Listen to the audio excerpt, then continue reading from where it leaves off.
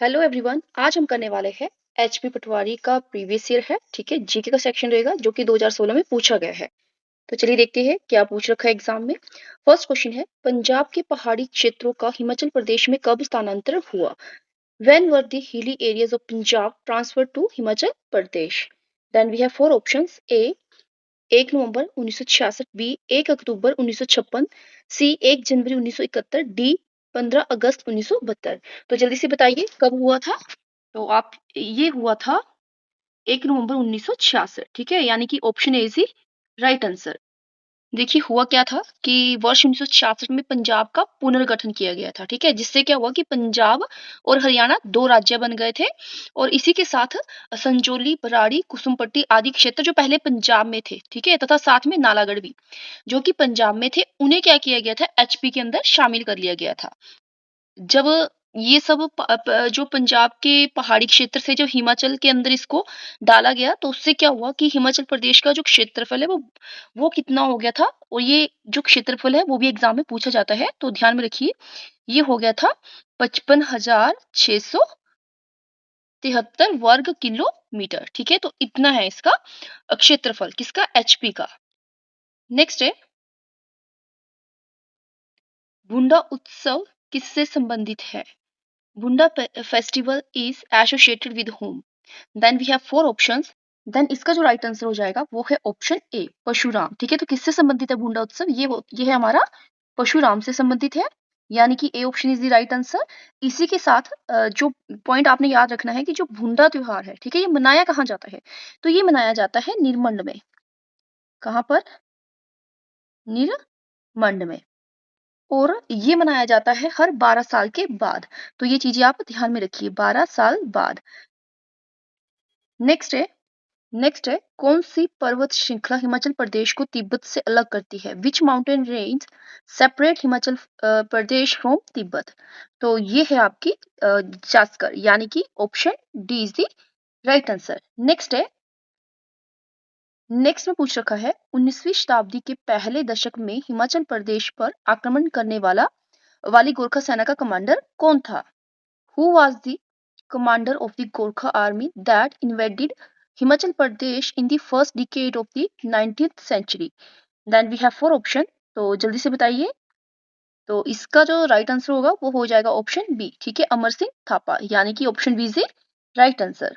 इसी के साथ जो आप पॉइंट याद रखेंगे कि जो अमर सिंह थापा है, ठीक है, सन 1814 और 16 ईस्वी के आसपास जो आंग्ल नेपाल युद्ध हुआ था, उसके टाइम ये नेपाली सेना का सेनापति था। ठीक है, नेपाली सेना का क्या था, सेनापति था। कौन? अमर सिंह थापा।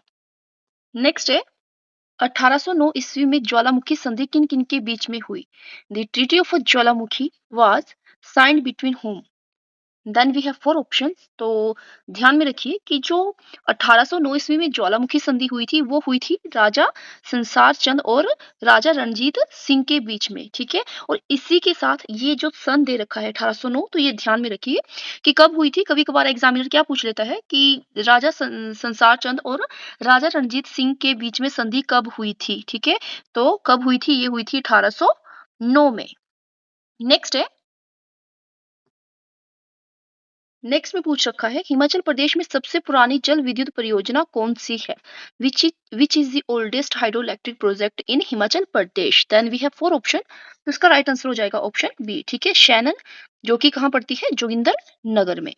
नेक्स्ट है, झांझर किस जिले का प्रसिद्ध नृत्य है? Then we have four options. तो जो Jhanjhar is a famous folk dance of which district? तो ये आपका हो जाएगा ऑप्शन ए। ठीक है, चंबा। कहां पर है? तो ये है आपका चंबा में। नेक्स्ट है,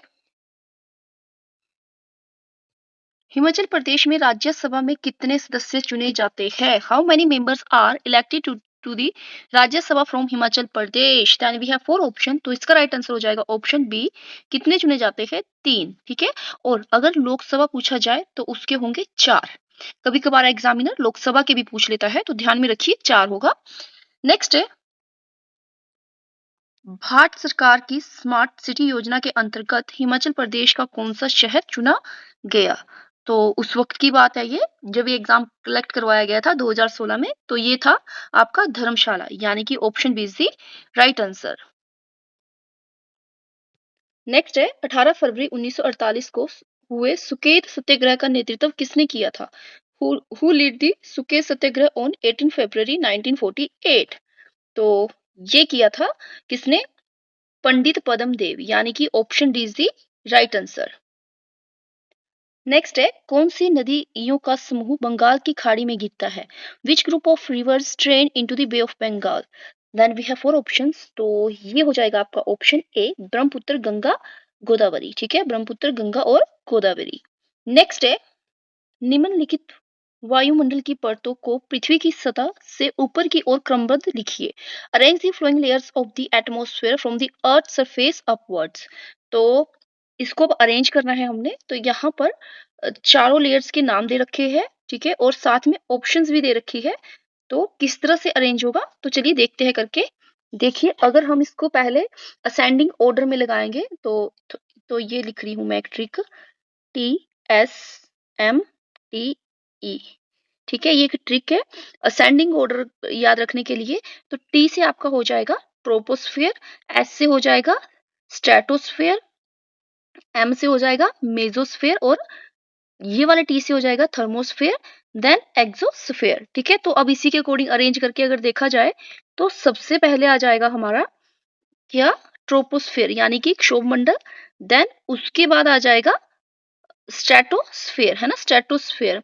तो यहाँ पर ऑप्शन में भी देखते चलिए, तो ये हो इस जो राइट आंसर है वो हो जाएगा हमारा 2, 3, उसके बाद 1 एंड 4, है ना। 1 पे क्या है? मेजोस्फेयर, ठीक है, मेजोस्फेयर।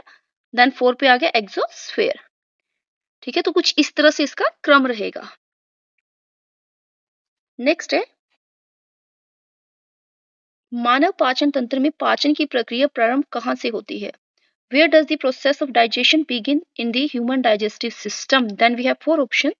तो इसका जो राइट आंसर है वो हो जाएगा ऑप्शन बी। ठीक है, मुख गुहिका। तो कहाँ से शुरू होती है डाइजेशन? डाइजेशन कहाँ से शुरू होती है? तो ये प्रोसेस शुरू होती है आपकी मुख गुहिका से, यानी कि option B is the right answer. Next है स्तनधारियों के लिए निम्न में से कौन सा कथन सही नहीं है? Which of the following statement is not correct about a mammals? First A option हो जाएगी, वे शरीर पर उनके शरीर पर बाल होते हैं, उनमें से कुछ अंडे देते हैं, उनका हृदय 3 कक्षीय होता है, और कुछ जलचर होते हैं। तो हमने किसके किसके बारे में बतानी है स्टेटमेंट कौन सी गलत है? तो हमने बतानी है कि जो स्तनधारी है इन स्टेटमेंट में से कौन सी गलत है। तो देखिए वो गलत हो जाएगी कि उनका जो हृदय है वो क्या होता है? 3 कक्षीय होता है। तो ये हो जाएगा रॉन्ग, ठीक है, जबकि उनका कितना होता है? 4 कक्षीय होता है। तो इसलिए जो सी है वो रॉन्ग है, गलत है। नेक्स्ट है निम्न में से कौन सी धातु मोबाइल फोन की बैटरी में मुख्यतः इस्तेमाल होती है? Which metal is mainly used in mobile phone batteries? Then we have four options. तो जो मोबाइल में यूज होती है मोबाइल फोन की बैटरी में, so that is a lithium. So option D is the right answer. Next है निम्न में से कौन सी एक कंप्यूटर की भाषा नहीं है? Which of the following is not a computer programming language? Then we have four option, तो इसका राइट आंसर हो जाएगा ऑप्शन डी। ठीक है, पेंट ब्रश। नेक्स्ट है निम्न में से कौन सा बंदरगाह सिंधु घाटी सभ्यता में था? Which of the following was a port city of the Indus valley civilizations? Then we have four option, तो इसका जो राइट आंसर है वो है ऑप्शन सी। ठीक है, Lothal, C is the right answer. Next है भारतीय राष्ट्रीय कांग्रेस के कौन से अधिवेशन में पूर्ण स्वराज्य की घोषणा की गई थी? At which session of the Indian National Congress was the declaration of Purna Swarajya made? Then we have four options, तो ये की गई थी लाहौर में। ठीक है, लाहौर। तो ये जो अधिवेशन है ये हुआ था 1929 में। ठीक है, और इसी अधिवेशन के अंदर बात की गई थी किसकी? पूर्ण स्वराज्य घोषणा की बात की गई थी। नेक्स्ट है खेल प्रशिक्षण में उत्कृष्टता के लिए दिए जाने वाला पुरस्कार कौन सा है? Which award is given for excellence in sports coaching? Then we have four options, तो ये सबको पता ही होगा। तो इसका जो राइट आंसर है वो है ऑप्शन बी, द्रोणाचार्य पुरस्कार। Option B is the right answer.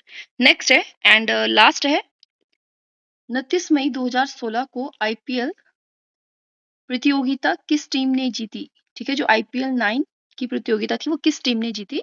ये उस वक्त का करंट अफेयर का क्वेश्चन था। ठीक है, so which team won the IPL 9 tournament on 29 May 2016।